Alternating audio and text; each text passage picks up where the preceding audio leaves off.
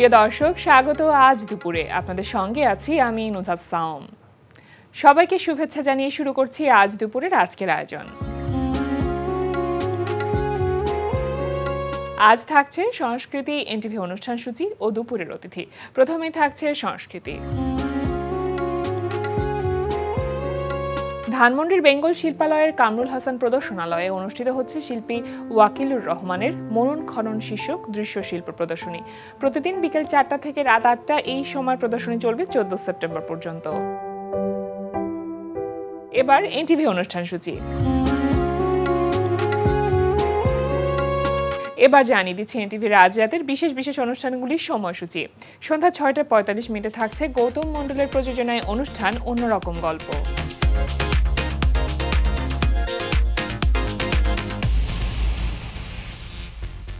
রাত 8:20 থাকছে রান্না বিষয়ক অনুষ্ঠান ফুড ক্যারাভান।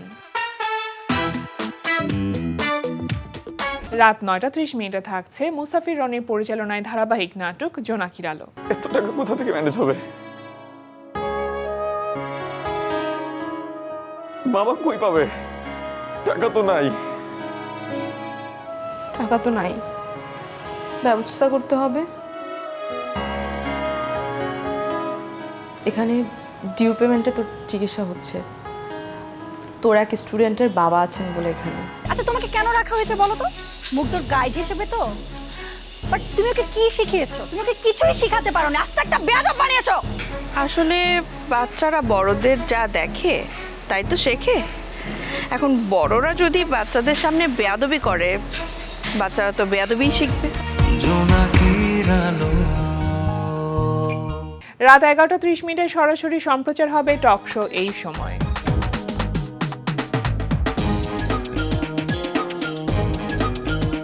এই ছিল এনটিভি রাজরাতের বিশেষ বিশেষ অনুষ্ঠানগুলির সময়সূচি। এবার দুপুরের অতিথি। এনটিভিতে প্রচারিত হচ্ছে ধারাবাহিক নাটক জোনাকির আলো। এই নাটকটিতে অভিনয় করেছেন অভিনেত্রী মিহি আহসান। প্রিয় দর্শক, আমাদের আজ দুপুরের অতিথি অভিনেত্রী মিহি আহসান। শুভ দুপুর। শুভ দুপুর। কেমন আছেন? আলহামদুলিল্লাহ ভালো আছি, আপনি কেমন আছেন? খুব ভালো আছি। এরকম মিষ্টি একটা মেয়েকে চোখের সামনে দেখতে এবং তার সাথে আড্ডা দিব, এটা ভেবেই তো ভীষণ ভালো লাগছে। কাজের ব্যস্ততা তো এখন অনেক, এবং এনটিভিতে প্রচারিত হচ্ছে মুসাফির রনির পরিচালনায় ধারাবাহিক নাটক জোনাকির আলো। সেখানে আমরা আপনাকে দেখছি একটি চরিত্রে। কেমন লাগছে কাজ করতে এখানে? আমার কাজ করতে ভীষণ ভালো লাগছে, এবং আমি যাদের সাথে কাজ করছি তাদের সাথে আমার অভিনয় করতেও ভালো লাগছে ভীষণ। আর তাছাড়া আমি রনি ভাইয়ের সাথে এর আগেও কাজ করেছি, তো সো এর আগে আমি যে সিঙ্গেল নাটকগুলোতে কাজ করেছি আর এই সিরিয়ালটাতে কাজ করে আসলে আমার মনে হয়েছে যে একদম ভিন্ন একজন মানুষ। আচ্ছা, একদম সবকিছু গোছানো এবং সুন্দর এবং পরিপাটিভাবে একদম করা হচ্ছে। সো কাজটা করতে আমরা সবাই মিলে অনেক বেশি এনজয় করে করছি, তো সো সেই জায়গা থেকে মনে হয় না যে আসলে আমি জুনিয়র বা আমি ছোট বা সিনিয়র আছে, বা এখানে আমি অনেক আর্টিস্টদেরকে অনেক ভয় পাই, লাইক তারা অনেক বেশি সিনিয়র, যারা মানে মেন্টালি রিচ, তো তারা অনেক। সো তাদের সাথে কানেক্টেড হওয়াটা বা তাদের সাথে তাল মিলিয়ে অভিনয় করতে পারাটা, এটা আসলে অনেক বড় সাহসের ব্যাপার এবং চ্যালেঞ্জের ব্যাপার। আপনি যেহেতু কাজ করে আনন্দ পাচ্ছেন, তার মানে আসলে সেটা একটা এমন একটি জায়গাতে যাচ্ছে যেটা দর্শকদের মনকে আসলে আকৃষ্ট করছে। দর্শকদের কাছ থেকে সাড়া কেমন পাচ্ছেন নাটকটির জন্য? খুবই দারুণ সাড়া পাচ্ছে, এবং স্টিল মানে কেবল তো অল্প কটা পর্ব আসলো। সো এই কটা পর্ব দেখেই অনেক মানুষরা আমার বিভিন্ন সোশ্যাল মিডিয়ার পোস্টে এবং বিভিন্ন কাজের জায়গাতে, অন্য কোনো কাজের জায়গাতেও তারা কমেন্ট করছে যে আপনি জুথি, আপনাকে অনেক ভালো লাগে। আচ্ছা, জুথি আপনি অনেক সুন্দর অভিনয় করেন। এবং চরিত্রের নাম ধরে বলা, এটা কিন্তু অনেক বড় একটা প্রাপ্তি যে কোনো শিল্পীর জন্য। অ্যাকচুয়ালি তাই, এবং আমার এটা ভালো লাগে। আমার খুবই ভালো লাগে যে যখন আমার ক্যারেক্টার নিয়ে কথা বলে, যখন ওই ক্যারেক্টারে আমাকে রাস্তায় ডেকে বলে যে আপনি জুথি না, আমার খুব ভালো লাগে সত্যি। আচ্ছা, যখন এই নাটকটির কথা হচ্ছিল বা আপনার কাছে যখন নাটকটির প্রপোজাল আসলো, তখন আসলে কোন বিষয়টি আপনাকে আকৃষ্ট করেছিল? কি দেখে আসলে রাজি হয়েছিলেন? স্ক্রিপ্ট আসার আগেও আমাকে রনি ভাইয়া বলেছিলেন যে একটা সুন্দর চরিত্র আমি তোমাকে দেব, তুমি খুব সুন্দর অভিনয় করবা আশা করছি। আমি বলছি জি ভাইয়া, ঠিক আছে, ওকে ফাইন। তারপর যখন আমাকে স্ক্রিপ্ট দিল, আমি নিজের চরিত্রের সাথে সাথে তো আমি আসলে প্রত্যেকটা চরিত্রই পড়ি, তো আমাকে যখন দিয়েছে ভাইয়া আমার চরিত্রটুকুই দিয়েছে, মানে আমার অংশটুকুই দিয়েছে। বাট আমি যখন সেটে যাই, সেটে গিয়ে তো আমি আসলে পুরো স্ক্রিপ্ট পাই এবং পুরো স্ক্রিপ্ট পড়ি, তখন আমার কাছে আসলে সবচেয়ে বেশি ভালো লাগে যে অন্যান্য ক্যারেক্টারগুলো তো অনেক সুন্দর এবং ডিফারেন্ট, বাট তার চেয়েও বেশি ডিফারেন্ট আমার ক্যারেক্টারটা। আচ্ছা, মানে আমার পছন্দ মতো একটা ক্যারেক্টার, জুথি ক্যারেক্টারটা। এবং সবচেয়ে বড় কথা যে অভিনয়ে বেশি প্রেশার দিতে হয়নি, কারণ জুথি যে মেয়েটা, জুথির যা নিজস্ব সত্তা, জুথি মেয়েটা আসলে কি রকম, যেরকম মানে মানুষ যদি আমাকে দেখতে চায় আমি বলবো যে ঠিক আছে আপনি জুথি আর মিহি অনেকটা একই রকম, মানে অভিব্যক্তি প্রকাশের দিক থেকে একদম। আচ্ছা, মানে জুথির মধ্যে তো আমরা দেখেছি যে তার অভিব্যক্তির একটা সরল প্রকাশ বা অনুভূতির একটা সরল প্রকাশ আছে, সেটা কি মিহির মধ্যেও আছে? অফকোর্স আছে, এজন্য তো আমার ভালো লাগছে। এজন্য মনে হচ্ছে যে আচ্ছা ঠিক আছে, এটা তো আমি, মানে এই জুথিটাই তো আমি। এই জুথিটা যে সুন্দর করে কথা বলে, এই জুথিটা যে সবাইকে ব্যালেন্স করে, সবাইকে ম্যানেজ করে, আমিও সবসময় চেষ্টা করি। আমি ব্যক্তি মিহিটাও সবসময় চেষ্টা করি সুন্দর করে কথা বলার, যদিও আমি অনেক সুন্দর কথা বলতে পারি না, বাট চেষ্টা তো করি। সেখানকার জুথিও অনেক সুন্দর কথা বলে এবং যে কেউ জুথির কথা শুনে প্রেমে পড়ে যাবে। আচ্ছা, এত বুদ্ধি এবং এত ম্যানেজেবল জুথি। আচ্ছা, আমরা তো শুনছিলাম জোনাকির আলোর কথা, এনটিভিতে এর আগে আরো একটি ধারাবাহিক প্রচারিত হচ্ছিল গোলক ধাঁধা, সেখানেও আপনি অভিনয় করেছেন। তো এই যে এনটিভিতে যখন কোনো নাটক প্রচারিত হয় তখন কি মনে হয় যে সেটা কি দর্শকদের কাছ পর্যন্ত আসলে রিচ করছে বা সেটা দর্শকদের মনকে ছুঁয়ে যাচ্ছে, এই ব্যাপারটি আপনি একজন শিল্পী হিসেবে অনুভব করেন কিনা? আপনি জানেন গোলক ধাঁধা অনেক আগে শেষ হয়েছে, কিন্তু স্টিল আমাকে ওই গোলক ধাঁধার চরিত্র নিয়েও কথা বলে মানুষ। আচ্ছা, মায়া, মানে আমি ওখানকার চরিত্রটা একদম, ওখানকার চরিত্র ডিফারেন্ট, সেখানে না আসি, বাট সেই চরিত্র নিয়েও মানুষ কথা বলে।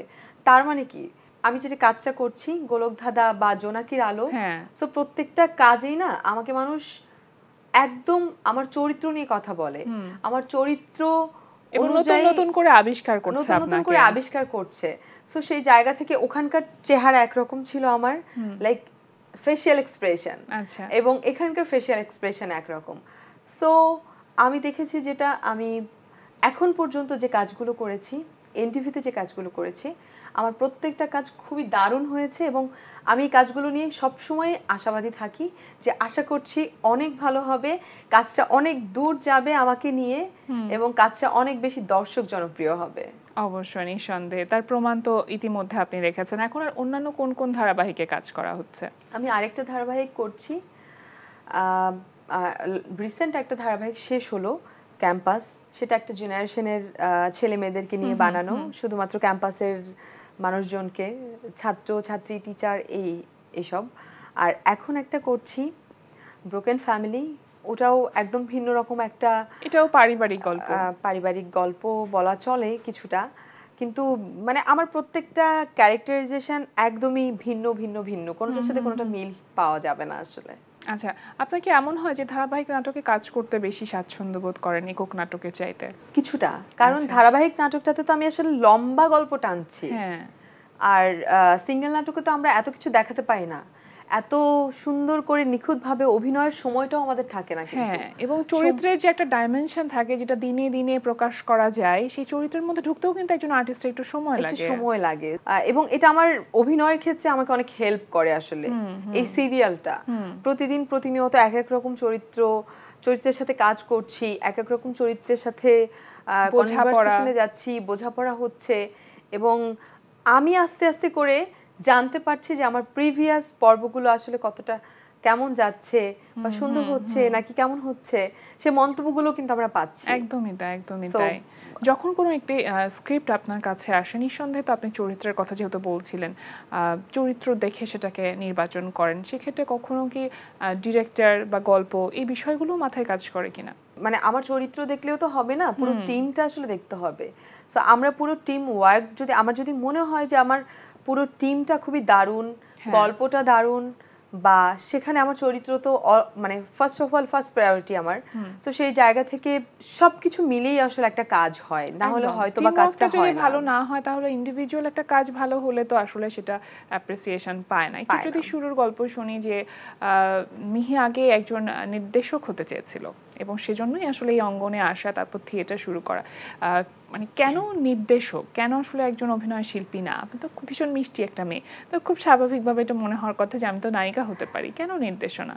আমার স্কুল কলেজ লাইফে আমি হচ্ছে যে খুব অ্যাক্টিভিটিস নিয়ে থাকতাম, বিভিন্ন সাংস্কৃতিক অনুষ্ঠান বা বিভিন্ন জিনিস আমি হচ্ছে ম্যানেজমেন্টের দায়িত্বে থাকতাম বলতে গেলে। আচ্ছা, তো আমি ওইগুলোতে অংশগ্রহণ করার চাইতে আমি অংশগ্রহণ করানোটাকে বেশি বেশি মজা লাগতো আমার, যে আচ্ছা ঠিক আছে, যেমন হচ্ছে সবাই মিলে প্র্যাকটিস করা, সবাই মিলে এটা করা ওটা করা, যেমন ভলান্টিয়ার, স্কাউট, মানে এই বিষয়গুলোতে আমি বেশি ইনভলভ ছিলাম, লিড দিতে পারতেন ভালো এবং পছন্দ করতাম আমি আসলে।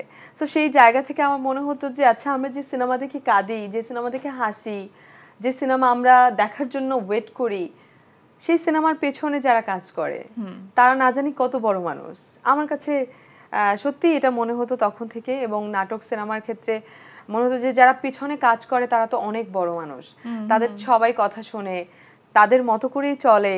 লাইক আমরা তো ডিরেক্টরকে আসলে আমরা ওই যে ক্যাপ্টেন অফ দ্য শিপ মনে করি, তাই না? সো সেই জায়গা থেকে মনে হতো যে আমাকেও সবাই সেটা মনে করবে, আমাকেও সেটা সবাই ভাববে, এবং আমার কাছে মনে হতো যে আমার কথা শুনবে, আমার কথা শুনলে ভয় পাবে, এই ধরনের একটা প্রবণতা আমার মধ্যে ছিল আসলে। সো সেই জায়গা থেকে মনে হতো যে আমি ডিরেকশন দিব, অ্যাক্টিং করতে গেলে তো বকা শুনতে হবে, কথা শুনতে হবে, সেটা করা যাবে না। এবং অ্যাক্টিং এর কথা আমার তখন আসলে মাথায় আসেনি। তো তারপরে যখন আমি আসলে ডিরেকশনের উদ্দেশ্য করে আমি প্রাচনাটে ভর্তি হই, কারণটা হচ্ছে যে আমরা যখন ছোটবেলায় কথা বলতে শিখি তখন কিন্তু আমরা স্বরে অ, স্বরে আ, রস্বই দীর্ঘই শিখে তারপরে নিজের নামটা লেখা শিখি। তো আমার কাছে মনে হয়েছে যে ডিরেকশন দিব বললেই তো হলো না, এটা তো অনেক বড় একটা সাহসের ব্যাপার।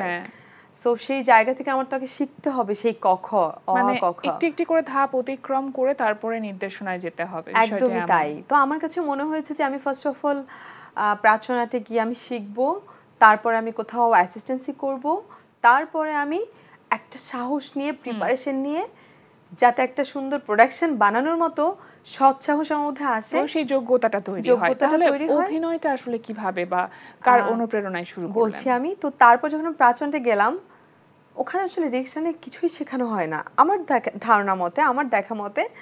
আমি দেখলাম যে প্রথমে যাওয়ার কিছুদিন পরেই আমাদেরকে দিয়ে একটা প্রোডাকশন করানো হলো, সেটা হচ্ছে হোম প্রোডাকশন। আমরা নিজেরা একটা প্রোডাকশন, আমাদেরকে শুধুমাত্র স্ক্রিপ্ট দিয়ে দেওয়া হয় যে তোমরা 3টা গ্রুপ করা হয়, 3টা গ্রুপ 3টা প্রোডাকশন রেডি করবে এবং পারফরমেন্স করে দেখাবো আমরা ওই প্রাচনাটের যারা সিনিয়র আছেন তাদের সামনে। তো তখন পারফরমেন্স করলাম, মানে খুব শখ নিয়ে যে এটা তো জীবনের প্রথম অভিনয়, মানুষদের সামনে করছি বা যেখানেই করছি, প্রাচনাটের ফ্লোরে।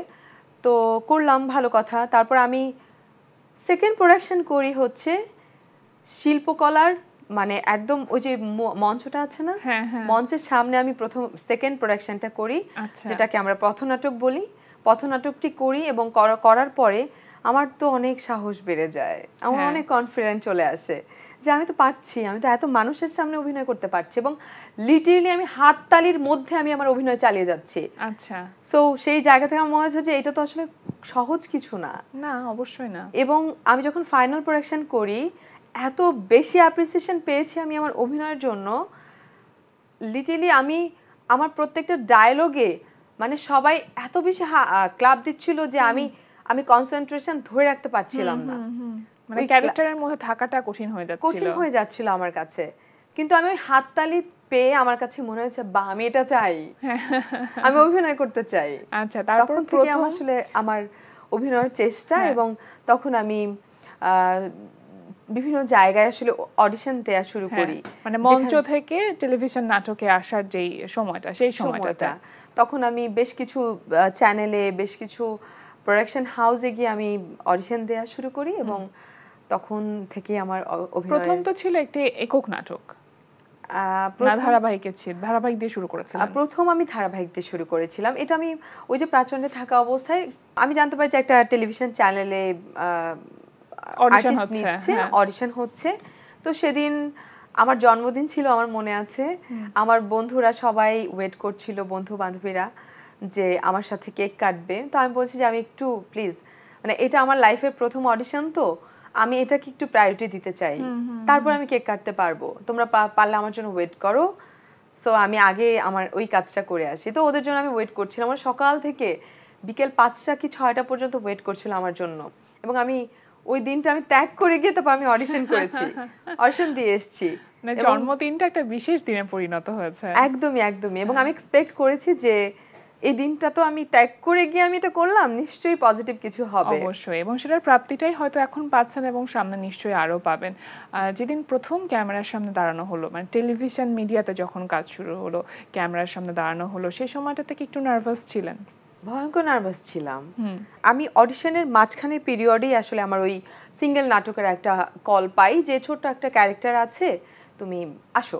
ওকে ফাইন, আমি গেলাম, গিয়ে দেখি তো একজন অনেক সিনিয়র আর্টিস্ট যাকে আমরা সবাই অনেক ভয় পাই, নিশো ভাইয়া, যদি অনেক পছন্দের, বাট তার সাথে স্ক্রিন শেয়ার করা, তার সাথে ডায়লগ দেওয়া, এটা আমার কাছে আসলে খুবই ভয়ানক ছিল, খুবই ভীতির ব্যাপার ছিল। ভয়ানক বলতে ভালো লাগার জায়গা থেকে আসলে চাপটা তৈরি হয় আসলে। আর আমার যেটা হয়, আমার মানে যে কোনো কিছু নিয়ে যখন আমি ভয় পাই বা আমার ভেতরে অনেক বেশি মনে হয় যেন ভাঙচুর হয়ে যাচ্ছে, মানে প্যানিক হতে থাকি আমি। তো তখন মানে এটা বোঝা গেছে আসলে খুবই বাজে হয়েছে, আমি জানি আমার ওই সিন বা ওই অ্যাক্টিং থাকে না, সময়ের সাথে সাথে তো আসলে একজন শিল্পীর দক্ষতা তৈরি হয়, সুতরাং প্রথম কাজ যেমনই হোক না কেন সেটা কিন্তু বিশেষভাবে বিশেষ। একদমই। তো ওখান থেকে অনেক কিছু শিখেছি বলতে আমি তখন আসলে আমার ক্যামেরা কোনটা বা আমি কোন ক্যামেরার দিকে তাকাবো এটাই জানতাম না তখন। তো ভাই আমাকে বলে দিয়েছিল যে এই ক্যামেরা তো এটা, তুমি কোন দিকে তাকাচ্ছ, মানে এরকম। তা আমার মনে হলো আচ্ছা ঠিক আছে, ওকে, বুঝতে পেরেছি। আচ্ছা, এখন কোন কোন প্ল্যাটফর্মে কাজ করা হচ্ছে? আমার এখন তো টেলিভিশন, ওটিটি প্ল্যাটফর্মে কাজ করা হচ্ছে না এখন? ওটিটি আমার কথা চলছে এবং ওটিটি করেছিও কয়েকটা। সো যেগুলো কথা চলছে সেগুলো নিয়ে ইনশাল্লাহ আশাবাদী আমি, ভালো কিছু হবে নিশ্চয়ই। ওটিটিটা আসলে খুবই দারুণ জায়গা বলা যায়, কাজগুলো খুব প্রিসাইজ হয় তো, আর আমরা সবাই আসলে ওটা নিয়ে অনেক ভাবি, অনেক আশা করি। সো ইনশাআল্লাহ ভালো কিছু হবে। মানে নিজের ক্রিয়েটিভিটি জায়গাগুলো বলি বা নিজেকে এক্সপ্লোর করার জায়গাগুলো বলি একজন শিল্পী জায়গা থেকে, সেটা কিন্তু ওটিটি প্ল্যাটফর্ম ভালোভাবে তৈরি করে দেয়। এবং দেখা যায় যে আমাদের সিঙ্গেল নাটক এক একটা অডিয়েন্স তো আলাদা আলাদা, আমাদের টেলিভিশন অডিয়েন্স আলাদা, ইউটিউব অডিয়েন্স আলাদা, এবং হচ্ছে ওটিটির অডিয়েন্স আলাদা। সো সেই জায়গা থেকে যেহেতু ওটিটিতে রেগুলার না, সো আমিও চাই যে ওটিটিতে রেগুলার হতে এবং সেই অডিয়েন্সদেরকেও পেতে। মানে পেশাগতভাবে আপনি একজন শিল্পী হিসেবেই নিজেকে তৈরি করতে চান। সব থেকে বড় মাধ্যম হচ্ছে চলচ্চিত্র, নিশ্চয়ই সেখানে কাজ করার ইচ্ছাটা আছে? চলচ্চিত্রের জন্য তো আসলে অনেক প্রিপারেশনের ব্যাপার আছে। আমরা তো আসলে অনেক সিনেমা দেখি এবং অনেক সিনেমা দেখে হাসি কাঁদি, কিন্তু আসলে কতদিন মনে রাখি। মানে বেঁচে থাকার মতন যে চলচ্চিত্রগুলো, সেই ধরনের কাজগুলো আপনি করতে চান। এত কিছুর পরে পরিবারকে কি সময় দেওয়া হয়? মানে এত ব্যস্ততার মাঝে এখন তো পুরোদস্তুর একজন আপনি আর্টিস্ট, সেক্ষেত্রে পরিবারকে কিভাবে সময়টা দেন? আমার হচ্ছে দেখা যায় পুরো মাস জুড়ে তো আমি আসলে কাজ করি না, নিজের জন্য তো সময় রাখি। সো নিজের জন্য যে সময়টা রাখি সেখান থেকে আমি আমার পরিবারকেও কিছুটা দিই, এবং যে সময়টা আমি কাজ না থাকে আমি একদম 24 ঘন্টাই ঘরের মধ্যে থাকি। আচ্ছা, কোথাও যাই না বললে চলে। নিজেকে সময় দেওয়া, পরিবারকে সময় দেওয়া। নিজেকে সময় দিই, পরিবারকে। কখনো আমরা আপনাকে পাবো যেটা স্বপ্ন দেখেছিলেন? আমার স্বপ্ন আসলে স্বপ্নই আছে, তো আমি নিশ্চয়ই চেষ্টা করব সেই স্বপ্নটা বাস্তবায়ন করতে। সেই নির্দেশনাটা নিয়ে যেন কেউ কোনো ধরনের ভুল ত্রুটি তো আসলে সব মানুষেরই হয়, তারপরেও যেন কেউ না বলতে পারে যে না জেনে আসা উচিত না। নিজের সর্বোচ্চটুকু দিয়ে আসলে কাজগুলো করে যান। অনেক অনেক শুভকামনা রইল আপনার জন্য। আজকে আমাদের আয়োজনে আসবার জন্য অনেক অনেক ধন্যবাদ আপনাকে। আপনাকেও ধন্যবাদ, এবং ধন্যবাদ এনটিভিকে। ধন্যবাদ আপনাকে। প্রিয় দর্শক, আমরা চলে এসেছি অনুষ্ঠানের শেষ প্রান্তে। অনুষ্ঠান সম্পর্কে আপনার মতামত জানাতে মেইল করুন আজ দুপুরে @ntvbd.com এ। বিশ্বের যে কোনো প্রান্ত থেকে যে কোনো সময় আজ দুপুরে দেখতে ভিজিট করুন আমাদের পূর্ণাঙ্গ ওয়েব পোর্টাল www.ntvbd.com। এছাড়া এনটিভি সব জনপ্রিয় অনুষ্ঠান ও খবরের আপডেট পেতে ভিজিট করুন আমাদের ইউটিউব চ্যানেল ও ভেরিফাইড ফেসবুক পেজে। সবার মঙ্গল কামনায় আজকের মতো এখানেই শেষ করছি। শুভ দুপুর।